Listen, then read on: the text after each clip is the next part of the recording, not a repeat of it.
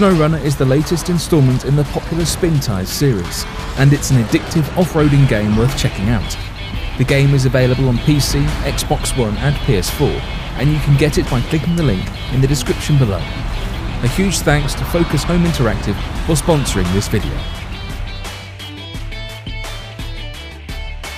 SnowRunner is the next big installment and the successor to the game MudRunner. In MudRunner, the main objective was to transport and deliver logs across various forest maps. SnowRunner is built on the Swarm engine, and this allows it to be more than MudRunner. A lot more. Be it in terms of physics, content, graphics or gameplay, SnowRunner seems to be very promising. Delivering cargo by conquering extreme open environments with very realistic and unforgiving terrain physics. Unlock or buy up to 40 vehicles from brands such as Ford, Chevrolet, Freightliner and a lot more, and upgrade and customize them according to your needs. The game offers a lot of terrain to explore and a lot of mud to get stuck on. There is Michigan, Alaska and Taiwan. Every location has a backstory to it, and your help is needed to get it back to its feet. Players need to tackle a wide variety of contracts, explore the wilderness and take on a multitude of challenges. The game starts you off in Michigan, USA, which is damaged by a devastating flood. As the first mission, you transport repair materials to help repair a collapsed bridge using one of your trucks. You can unlock some of the vehicles just by driving near to it. Once the requirement is met, you'll be able to reach your first garage.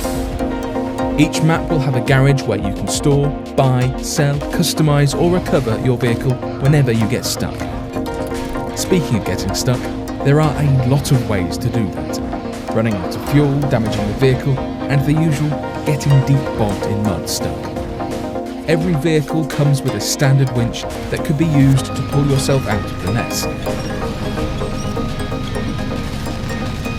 The quick winch is a new and welcome feature. Pulling out with another truck is something you are going to use often, given how unforgiving the terrain is. I was once stuck with a mega-sized trailer in the back, and I had to use another truck to pull it from there. It took me at least an hour just getting out of that situation, so I would recommend playing with friends.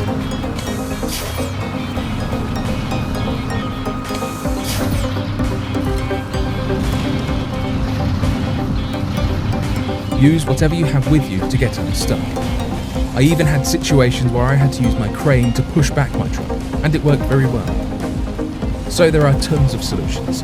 Trucks with repair attachments can be used to repair damaged vehicles, fuel tankers to refuel vehicles that run out of fuel, and even transfer fuel from one vehicle to the other. You can also use the recover to garage function. I wish there was some sort of penalty for using it too much, at least in the co-op. I found myself using this feature way more than I need to. The whole game does offer a season pass, which comes with the premium edition giving access to content for a whole year, released in 4 phases. This includes new maps, vehicles and new activities. Along with this comes free updates and extra content for all. The graphics are gorgeous in SnowRunner. The textures, lighting, atmosphere, level design, everything looks very good. The mud looks good, the trees look good, the water looks good, everything. I don't have any complaints here. Snow maps are a new feature in the series and they look fantastic. I'm not running everything on high, but the game is running pretty smooth on my laptop. The render distance has also improved significantly compared to the older game. The general driving physics is improved a lot more compared to MudRunner, and it feels different and better. The older game had issues with physics on tarmac. Vehicles behaved with very little traction on tarmac at speeds. It's fixed now, and vehicles act pretty well. Mud, snow and ice all have their own physical behaviours, and they deform very well. They each take into account the vehicle weight, tyre spin and even the water content of the terrain. Snow is new in the series. Snow has completely different qualities as mud, taking into account vehicle momentum, snow depth and snow wetness. Using a vehicle that has all-wheel drive with differential lock is highly advised, or else you are going to struggle a lot. Different tyres make a significant difference in the capability of a vehicle. Snow chains are available to use in snow maps, and they make a ton of difference. Truck damage is improved a lot compared to MudRunner. Instead of having one common damage model, it's now detailed and divided into parts. The coolest part about the damage system is that you can even get flat tyres in. The weight of the vehicle, the weight of the trailer, the centre of gravity of the vehicles, the tyre types, all these affect how a vehicle reacts. SnowRunner has one of the best physics for an off-roading game. The realism of driving through mud, snow or ice provides an accessible challenge for everyone.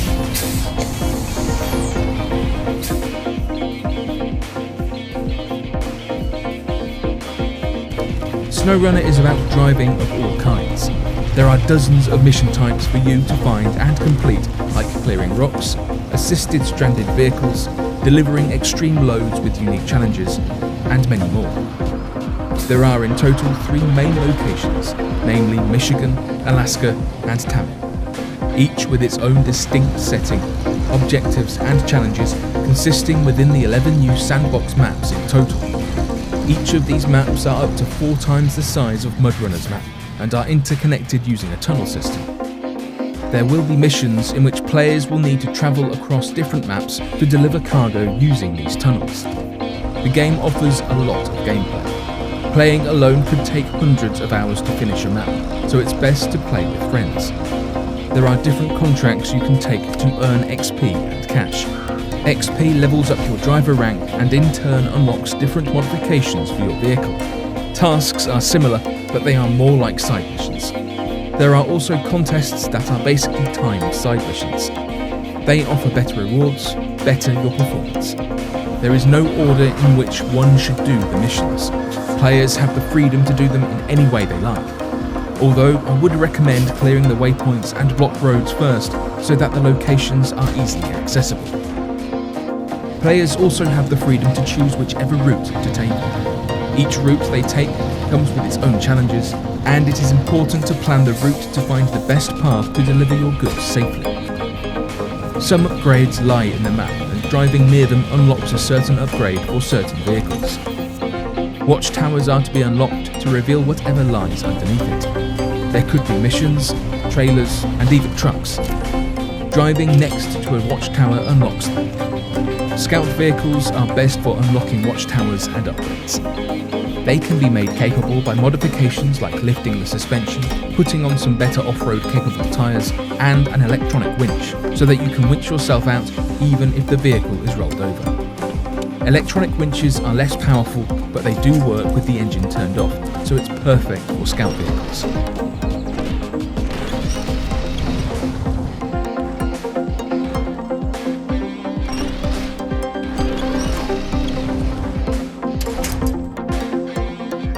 And if you are down on money, you can always sell one of your vehicles. If not careful enough, vehicles can roll over easily.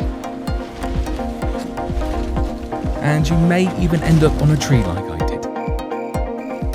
Sometimes you'll have to use the recover function after driving very far from your garage. This is when you'll need to upgrade your winch to a more powerful one. There are hundreds of missions that can be tackled in a completely open way, in single-player or multiplayer co-op in groups of up to 4 players. In some missions, players have to transport huge, mega-sized trailers to a drop point, and some of these are really challenging to maneuver just because of the sheer size of it. There is a lot of variation in missions compared to MudRunner. Some are search and delivery missions, where you need to find the cargo first, load them using a crane, and deliver them. Some are rescue missions, where you rescue stranded vehicles. There are some missions in which you need to scan certain areas using a seismic vibrator module in hopes of finding oil-rich terrain. Some of these locations are near to what looks to be radioactive locations in Russia that have been stranded for ages. And just driving through them gave me chills.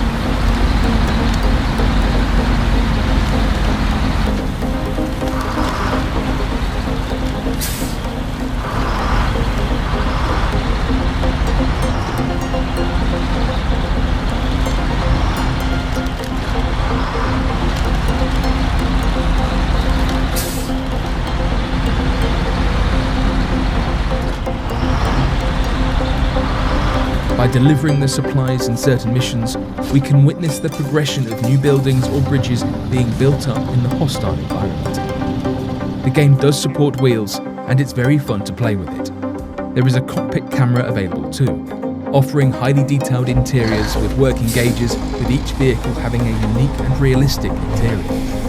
But the game is not without any negative points. The driver arms are annoying unless you are playing with a wheel. An option to hide them would have been good. I liked the sound effects in SnowRunner a lot, but sometimes while driving in lower gears, vehicle sounds tend to be loopy. Hear it for yourself.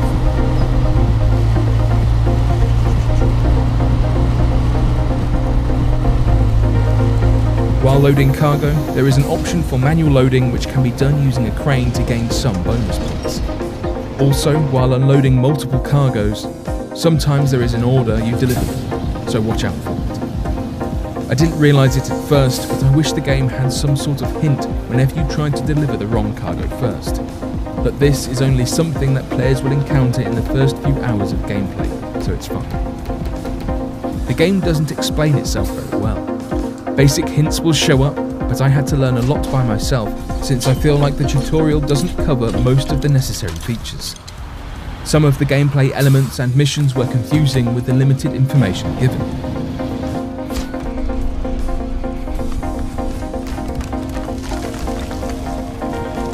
Bugs are present in the game, and I happened to run into a couple of them. I've had instances when nearby fences would just fall apart as I'm driving near them. There were also instances where I wasn't able to click on my winching point with my controller, but it was working fine with my mouse. They are in no way game-breaking, but just something to watch out for. Players can modify vehicles according to different missions, and modifying make them more capable. Modifications include swapping the engine for increased power, upgrading the gearbox, lifting the suspension, upgrading the tyres, changing the drivetrain, mounting a crane, and a lot more. There is also visual customization such as adding a light bar, changing the bumper, rims, colour, etc. Fuel tends to run out fast, so players need to keep an eye on it and plan the journey, especially in missions where you need to go through multiple maps. Using the all-wheel drive function drains the fuel a lot more faster, so use it wisely. The game features day and night cycle and different weather systems such as mist, rain, even snowfall. I wish the day and night cycle were a bit more slow, since I tend to keep on playing it for hours. Time can be skipped without any penalty. This is a good feature for those who don't want to drive at night, since it's much harder because of the lack of visibility. The game does feature modding support even for consoles, thanks to a brand new partnership with mods.ir. This is very exciting, and I can't wait to check out what the community comes out with, especially with this much graphics and realism. The game offers a lot of vehicles as well as trailers that can be bought, but it takes a lot of time to get them. This is a good thing since it makes you work for it and choose them carefully. Logging will be making a return in Phase 3 of the Season Pass and with reworked logging activity.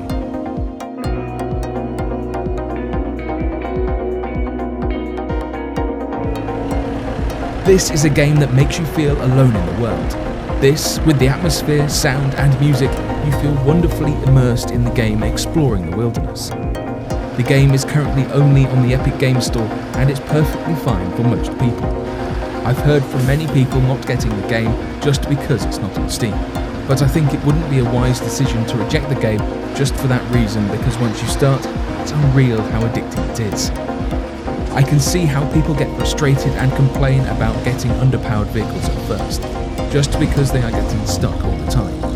This is not a game for everyone. The progression is slow, but if you enjoy simulation games, I think you'll be fine. For me, this is the kind of game that makes me sit back, relax, and just sink into the game's atmosphere.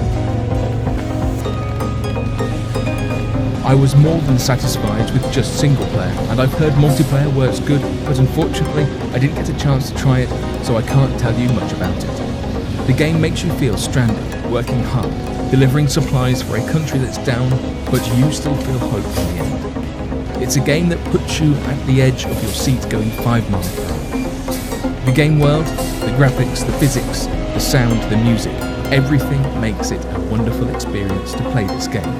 For me, it's the best thing that has happened in 2020. This is a game worth buying 100%, and if you like MudRunner, you won't be disappointed. getting even the premium version of this game.